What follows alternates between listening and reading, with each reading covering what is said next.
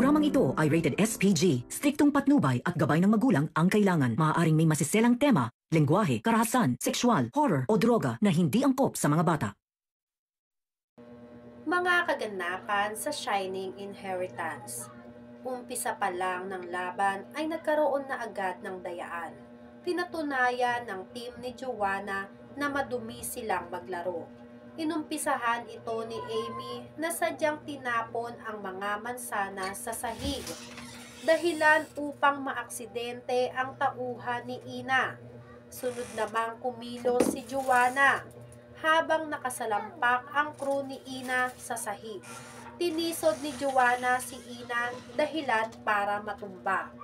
Sa pagtumba ni Ina, sinubukan siyang tulungan ni Yuan. Baka sa mukha ni Yuan ang pag-aalala para kay Ina. Naisip ni Ina na hindi dapat siya magpaapekto sa lahat ng maduming taktika ni Joanna. Kaya bumangon si Ina at hinarap si Joanna. Pinangalandakan ni Ina na sinadya ni Joanna ang nangyari. Kitang-kita rin sa kamera kung paano maglaro si Joanna. Napakadumi at desperada para lang manalo. Nalagasan ng isang crew si Ina, kaya matinding pressure ito para sa kanila. Tumindi ang laban at tensyon sa pagitan ng dalawang team. Walang gustong magpatalo, lalong-lalo na si Joanna. Para kay Joanna, isang malaking kahiyan kung matalo siya ni Ina sa harap ng kamera. Baka sa mukha ni Joanna ang tensyon. Napag-iinitan na rin ni Joanna ang lahat ng crew. Pilit pinipigilan ni Yuan si Joanna na maging bossy sa mga tauhan nito. Ngunit nagmamadali talaga si Joanna. Kahit na nga bawal gawin, ay ginagawa na ni Joanna. Kaya naman isang beses, pagpihit ni Joanna ng kalan para lakasan ang apoy. Sumambulat sa kanya ang napakalaking apoy. Dahilan para masunog ang harap ng damit niya. Nagsigawan ang lahat ng kasama nila. Mabuti na lang at nakita agad ito ni Ina. Sinabuyan ni Ina ng tubig ang damit ni Joanna para mapatay ang apoy. Ngunit minasama ito ni Joanna. Mabuti pa at tinulungan pa siya ni Ina kahit magkaaway sila. Nagalit si Joanna dahil sinadya lang raw ni Ina na basain siya para makaganti. Wika ni Ina, natusta na sana siya kung hindi siya binuhusan ng tubig, bagay na hindi matanggap ni Joanna. Na sa kabila ng alitan nila ay nagawa pa rin ni Ina na tulungan ang kaaway niya. Fast forward, oras na para sa resulta. Kung sino ang nagwagi kay Joanna at Ina, panigurado ang mukha ni Joanna na siya ang magwawagi laban kay Ina. Maya-maya ay inannounce na kung sino ang nagwagi. Walang iba kundi si Ina. Dismayado ang mukha ni Joanna. Hindi niya matanggap na tulunan siya. At si Ina ang nagwagi. Habang pinagmamasdan si Ina na pinapalakpakan ng maraming tao. Natutuwa naman si Lani sa naging resulta ng restaurant feud na sinalihan mismo ni Joanna. Pahiyang-pahiya raw si Joanna, kaya pwede na nilang gamitin ang pagkakataon na iyon para hikayatin si Joanna na ibenta na ang Joanna's Legacy bago pa tuluyang malugi.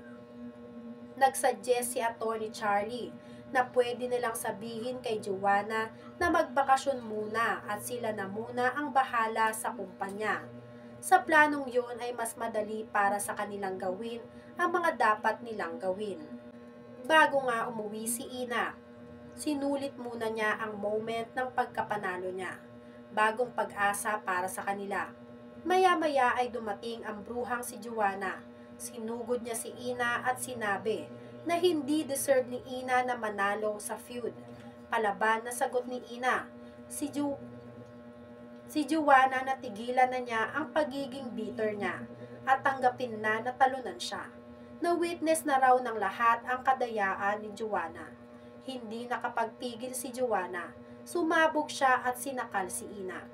Hindi makalaban si Ina.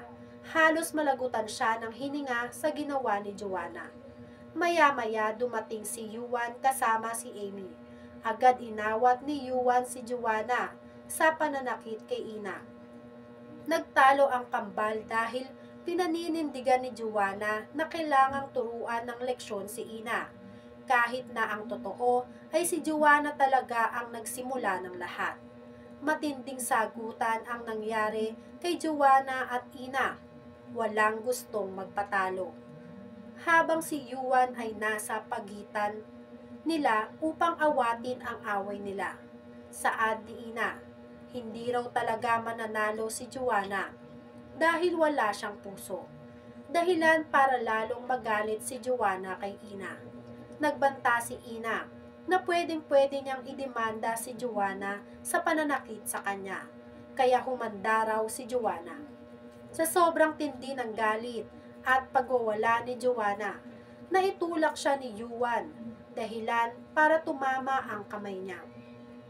Nagsuggest si Amy na dalhin sa ospital si Joanna dahil sobrang sakit raw ng kamay nito. Baka may buto na nabakli. Umalis na luwaan si Joanna habang si Ina masakit pa rin ang leeg. Kinagabihan, inatake na naman ng sakit niya si Madam Aurea. Napunta si Madam Aurea sa Joanna's legacy dahil parte yon ng naaalala niya. Mabuti na nga lang at sinundan siya ni Kuya Edwin. Muntik nang makita ni Joanna si Madam Aurea. Napakalat-kalat sa restaurant. Hindi naman nahuli ni Joanna si Madam Aurea. Dahil napakiusapan naman agad ito ni Kuya Edwin at agad na bumalik ang alaala ni Madam Aurea. Nagpapasalamat nga si Madam Aurea sa ginawang pagbabantay ni Kuya Edwin sa kanya. Dahil dito ay hindi sila nabuking na nandoon din mismo itong si Madam Aurea. Samantala, magkakaroon naman ng isang event.